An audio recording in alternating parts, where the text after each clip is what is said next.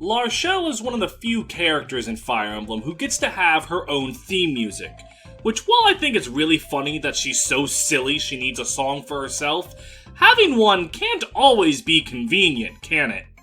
Leon was someone that I truly loved very deeply and...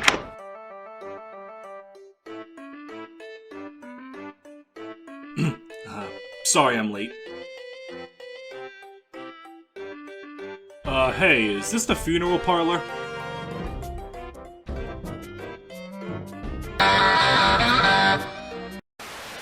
Comic relief is a very narrow tightrope, one that can easily be either the funniest character in a production or the most annoying character in a production.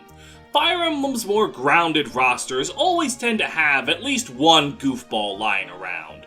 Bastion and Tellius, Sarah and Blazing Sword, and today I want to look at, arguably, the most popular one, Larchelle.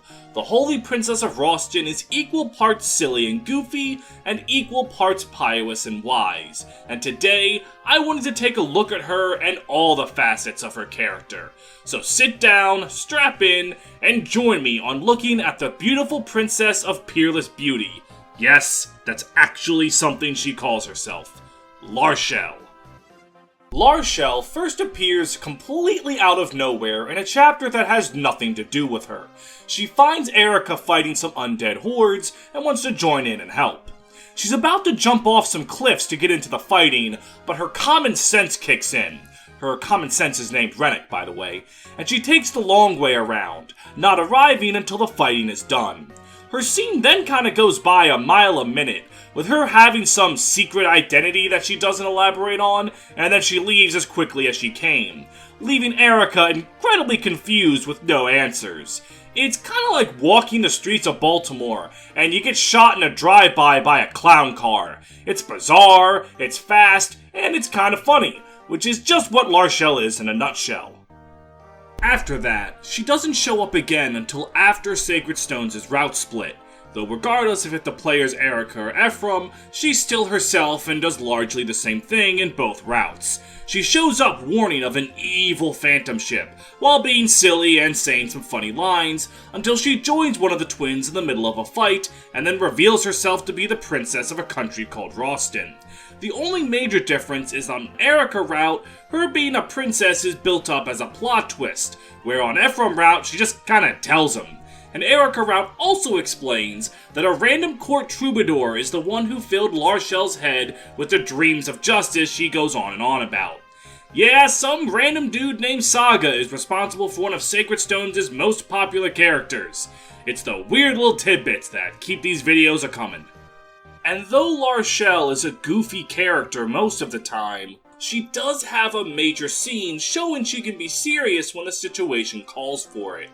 After Leon reveals himself to be the certified villain of the game, Larchelle has a scene where she comforts Erica and tries to cheer her up when she's during her darkest hour. Larchelle doesn't claim to have known Leon. She can't pretend like she can fully understand Erica's pain, but she tells her to think about what Leon would have wanted. She doesn't tell Erica what to do, she knows Erica can come to her answers herself if she's just given a push in the right direction. And I like that Larchelle also has a scene with Ephraim where she doesn't just say the same thing, she appeals to Ephraim's different personality. Unlike Erica, who's honest with the pain she feels, Ephraim tries to mask it and say that he's fine. But Larchelle calls him out on his bullshit and tries to get him to open up to her. She tells Ephraim that she's just like she is. They're both people that try to shoulder all their burdens without bothering others, but she tells him that that's not always possible. Now, there's a solid chance you're thinking to yourself, wait a minute, Ephraim doesn't have a scene with Larchelle, and normally you'd be right, he has one with Tana. But if Tana's dead, he has one with Larchelle instead, since Larchelle is coded to never die, so she can be in cutscenes. So, Tana can eat shit, I guess.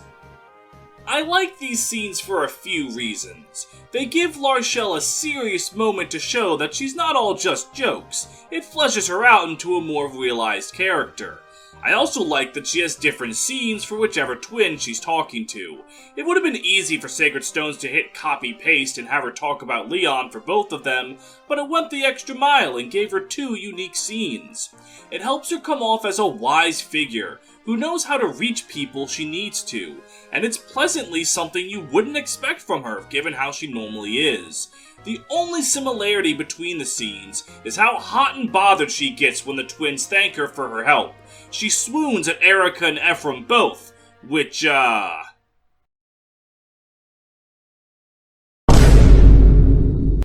that's what she does in the story. She has a lot of scenes where she's a silly little creature, and has a lot of scenes that show the person underneath that to be one of, in my opinion, Sacred Stones' best. Now that might come off as surprising coming from me.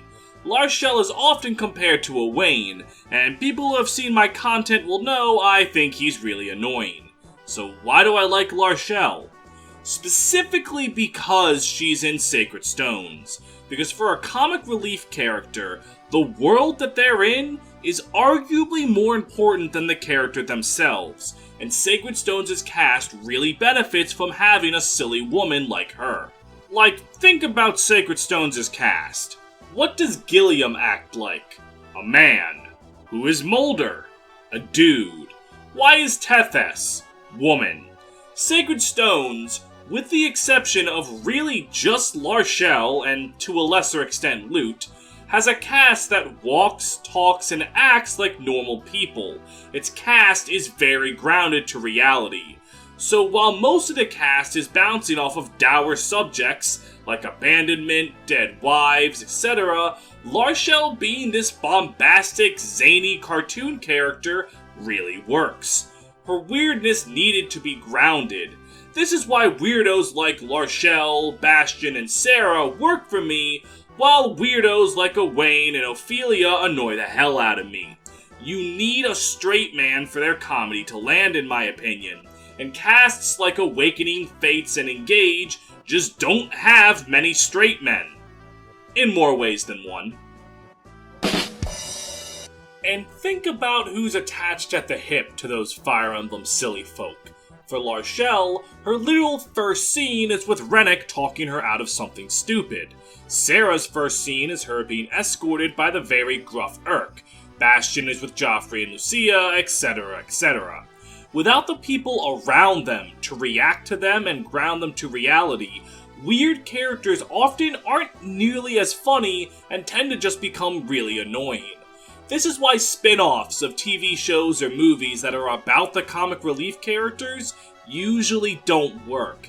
Removing them from the cast that they're made for tends to make you realize how much they relied on that cast. So since Larshel has those characters around her, her jokes land a lot more with me. And I think that's why other people find her really funny too. You know who else is funny though? Me. Not only that, I'm also super smart, kind, and humble. So don't you think I deserve to have your hard-earned money? Well, good for you, because there's a Patreon that you can give your money to. That's right, I have a Patreon, where for as little as $3 a month, you can help support the channel and get access to exclusive benefits, like having your name called out on videos, or getting early access to some panels and gags. Right now, if you pay $7 a month, you can get access to polls, and right now it's a contest of villains, where it looks like Travant will finally have his episode? Maybe? Who knows? Only time will tell.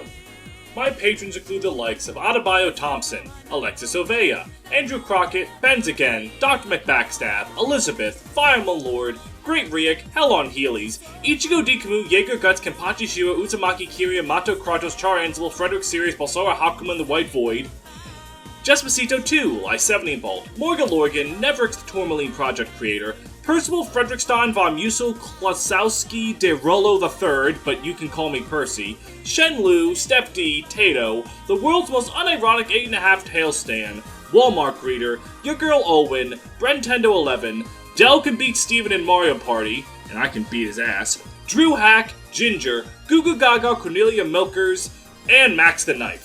Thank you all for your continued support, and I will... Oh, and Upscale Furry Trash, shit! But this is Fire Emblem. Characters have supports to crack open and see, and Larshel has 6 of them. The twins, her 2 retainers, and then the 2 princes, Joshua and Inez. I covered her Inez support on my Inez episode. Long story short, they start a cock measuring contest over whose nation is better, and in doing so, they grow a fondness for each other's home and for each other. Her Joshua support I also mentioned in my Joshua episode. Joshua is cheating at gambling with Larshel, but she keeps winning somehow despite of that, and it leads to a funny scene of him going crazy. Both are fine supports, but I've already gone over them before, so there's really not too much of a point in cracking them open once again. Her Rennick support is also a very good comedic support. It's mostly just Larshel bouncing off the more disgruntled Rennick. It's hard to review a character meant to be funny without just pointing at random lines and going, "This is funny." So I'm going to use this as an excuse to do just that, and bring up some of my favorite Larshel jokes from the game. The other day, I paid a visit to a nearby village. I found something inconceivable there. Not one of them had ever heard of the beautiful Banisher of Darkness before. What? Even with your anonymous campaign to rid the world of monstrosities? I cannot fathom how those people could be so uninformed. Your employer is sweet and lovely. That is something most people dream of having. Surely you cannot aspire to happiness greater than this.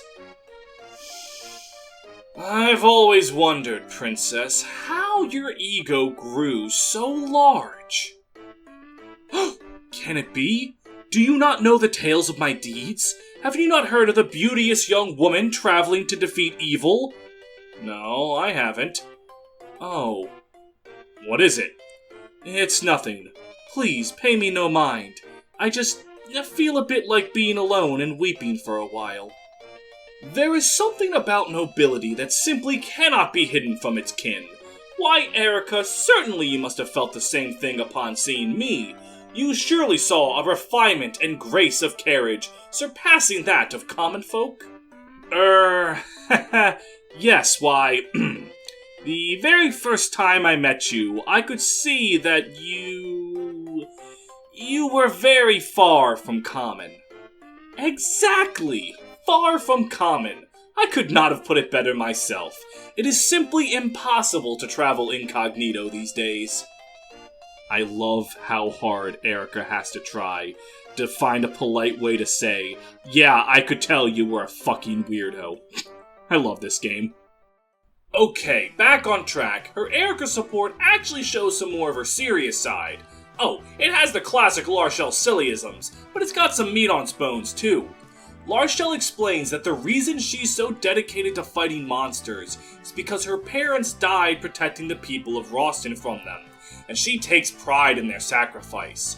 So she fights to honor them, even going so far as to say that she is not so lonely without having her parents. But Erica is more honest about her feelings. She says that losing her father Fado really hurts her, and she doesn't care if he died an honorable death. She'd have much rather him be a coward but still alive for her. Erica showing Larshel vulnerability causes Larshel to open up in return, admitting that she, too, wishes she could be with her parents despite the bravado she puts up. This support bucks the normal FE trend of characters always talking about honorable deaths. It shows that even those honorable deaths still have a huge impact on people that isn't made any better by the honorability.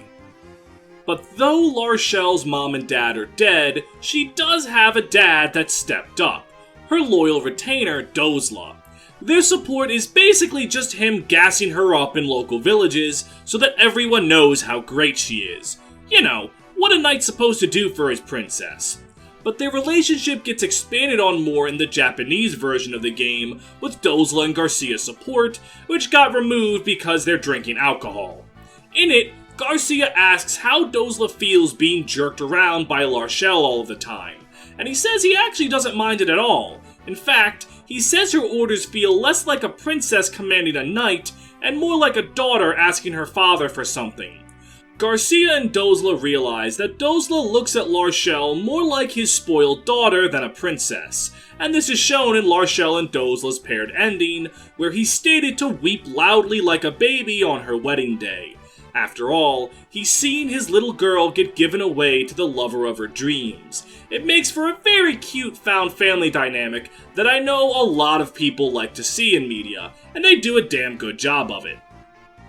Her support with Ephraim is another silly one, as she offers to heal some of the nasty scars Ephraim has accumulated due to years of being himself.